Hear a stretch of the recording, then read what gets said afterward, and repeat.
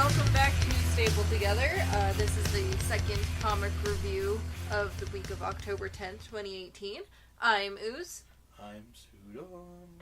And I'm Peachy. And we are going to be listening to Peachy and Sudon talk about that The amazing Spider-Man. boring Spider-Man. I dug this. It was really good. It's what's the word for, like, not a lot happening? Like, uneventful? Uneventful Blase. issue. And it wasn't like a key issue or anything, but there are some one-off stories that they have that are, for one reason or another have their worth. Fisk is someone's bitch. Fisk is someone's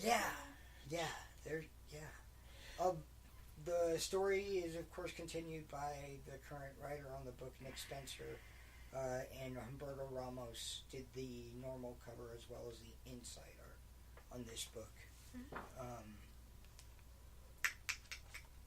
Let's see. What was a little background of what happened in the last issue number 6? So Peter and Boomerang? Fred Myers. Boomerang are in a bar. The No name. And Peter's the liar. Right. The liar. They're pretending that he is the liar. Doing Spider-Man trivia in the villain bar, and he's kicking ass. And Wilson Fisk, who Boomerang has been having issues with and has been avoiding, put out a hit on him and said, we left off with all the villains looming over Peter and Fred Myers. And now we're continuing from there. Yeah, everybody was just getting that text. And basically, we kind of pick up in the middle of chaos where all the villains in the bar are attacking Pete and Fred. Fighting, punchy, can't Spider-Man. More dodgy, hidey. Can't Spider-Man. They're dodging behind counters and stuff like that, avoiding attack and stuff like that. And Fred at one point throws a boomerang, a sonic boomerang, to try to affect the area of the bar. Make people want chili dogs. Yes. Peachy!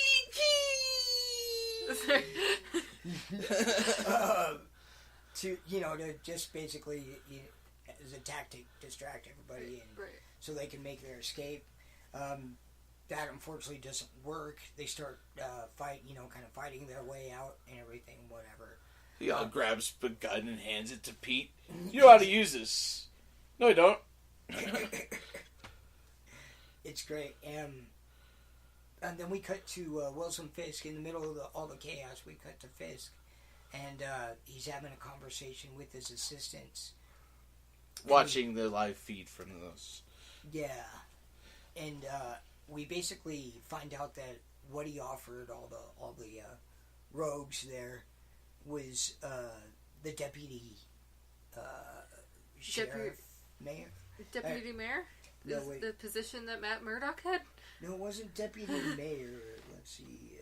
Boomerang offered deputy police commissioner position. Oh. Yeah. Deputy police commissioner. So we find out that's what he offered up to them to get them to, because the bar with no name has a strict code, no weapons, no fighting. Right. Yeah. Yeah, and that's obviously a pretty big thing that made them all, go for the prize. Do we come back to the bar from there after we find out about that? During that, right before that, we also get a little bit of back and forth between Pete and situation. He's all like I really like the little, hey, it's just like playing Call of Duty Latveria. He's like, you never let me play. It's because you're not good enough. So yeah, we learn about that, and I like the let's kiss some babies. Oh yeah. Fisk goes out to let's kiss some babies. At the end of that little scene, cut back to the bar, and one of the rogues, the fight's still going on. One of these guys has like a flamethrower pistol and goes to shoot at Peter, and Boomerang jumps in front of him and takes the flame blast, man. knocking him down. He's, obviously hurt, whatever. And Peter, thinking fast, he tries to use the liar persona. He's like, tries to bluff his way out of the situation. It doesn't work. Right. One of them calls his bluff, but it was just enough of a distraction for Boomerang to get an explosive boomerang ready. Your weapons will backfire if you try to use them. Yeah. Is he for real? Nah, it can't be. It won't backfire. He tries to play on their superstition that, he can do what Fred told him he could do and all of that. Whatever. Villains are a superstitious lot. I don't want to die, guys. But, so he throws an explosive boomerang, and that's good enough for them to make their escape. The bar goes up in an explosion, blah, blah. They escape into the alleyway where they're sitting on a dumpster and they're having a talk.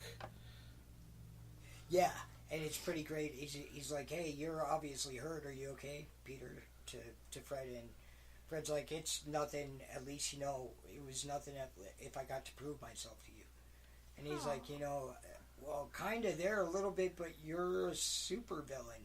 Doesn't change the fact that you're a supervillain. He's like, no, he tries to plead his case. I'm reformed, I've changed, I've been on Good Morning America, I think it was, or whatever he says. And Pete's like, yeah, I've heard all that before. I'm still in touch with Spider-Man, and he's followed you a couple times. And he knows what you have going on with your old gang. Which, referring back to the old card game we had a couple weeks ago, a couple issues back, where the couples therapy and stuff like that, and that one was cool. We get back to that one. You got it wrong. All wrong. We had it all wrong. Oh, yeah. Yeah, he's like, he's pleading his case. No, he's like, it's not what it seems. I'm not back in crime. This is what the deal is. And it shows him at a poker game laughing and talking and having a good time with his friends. And then they all start, singing The Gambler by Kenny Rogers. And then one of them starts, like, stuttering. And he messes up. And then it shows Boomerang calling the Tinkerer. Which is system malfunction. Yeah, system malfunction. We call the Tinkerer and come to find out that they're all LMDs or life model decoys. That he had the Tinkerer rigged for him so he can hang out with them. Oh. Because he doesn't have any more friends because of his old ways. He was really backstabby and stuff like that. And he really doesn't have anybody left. And he starts talking to Pete about how, I thought, when I moved in with you and, I always forget Robbie's son's name. Ronnie? I'm showing you the scene where he goes, after he gets off the phone with the Tinker, he sits down and goes, looks at the guy, he's all frozen, puts his arm around him, puts his head on his shoulder like a sad puppy. I'm like, as we're going through, I'm showing her that one. It's just heartbreaking. Yeah, it is. It was pretty freaking sad. It was touching, though. He's like, I thought, since I moved in with you guys, I was trying to start over with a clean slate. I could, I thought I'd get in with a good crowd and maybe make friends with you guys. So I got a new chance.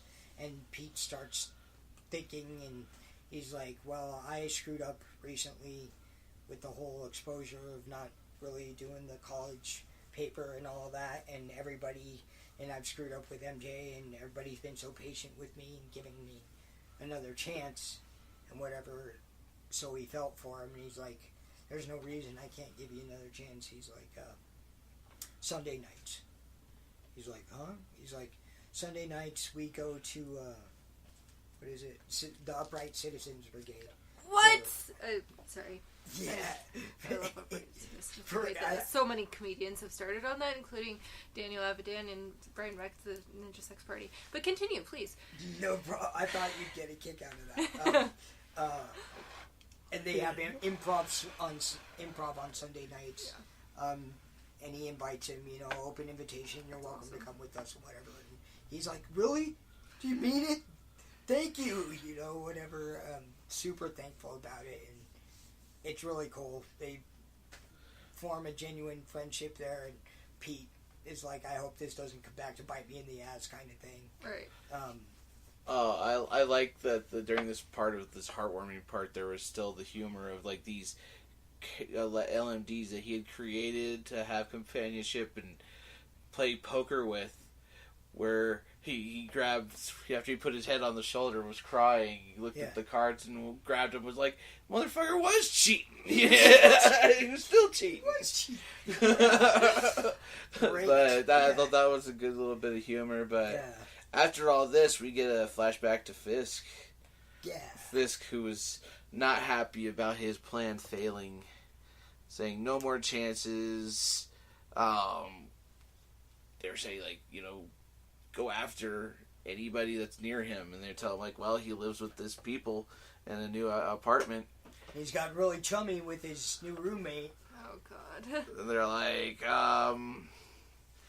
they were kind of nice with each other. He's like, go after him until he finally understands. Take them out, and then you hear the voice, similar voice we got a couple of weeks ago. And the eerie centipede hooded character. It's just the voice. Fisk recognized it. He actually seems a little bit scared. Yeah, he tries to warn his assistants that were with him to get out, but they were too late, killed. Yeah. By the centipedes. And then here comes this hooded centipede guy out of the shadows, going, hey, you don't touch Peter Parker. Yeah, he's like, well, he doesn't say him by name, but he's like, yeah, you don't leave the roommate alone. But he's like, you can do whatever you want with that Boomerang guy, whatever, but you leave him alone. And he's like, there's rules, and Fisk is like, puts up a fight, stands up, you can't tell me what to do, kind of stuff. There you come into my mansion.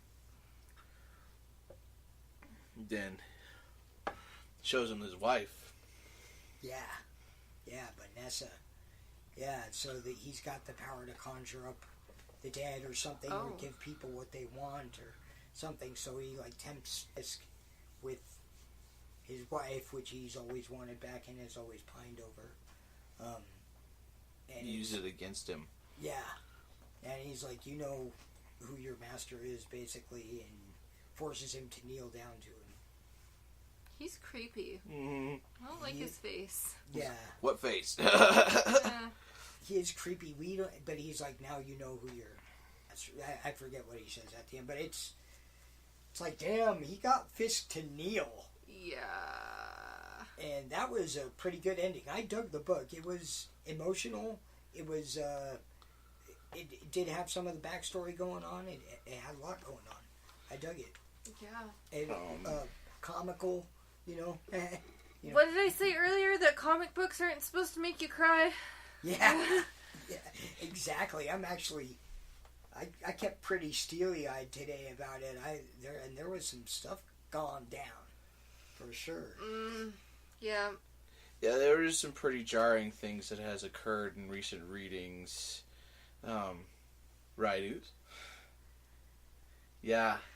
But... this one was really heartwarming, and then tear-jerking, and then, creepy at the same time, right after it, because you get that guy. But then you get this, we didn't mention this, but they're doing a splash on the back of every comic from Marvel for, I believe he's the co-creator of the creator of Ghost Rider. Co-creator of Ghost Rider, yeah. Gary Frederick. It was a pretty cool little in memoriam that they're doing there, kind of like they did with Jack Kirby and such. Super classic picture of Ghost Rider that they put up there with him too. Really, really cool. I really dug that whole redemption story in this book. Yeah. And I do hope that Fred doesn't, screw it up and whatever.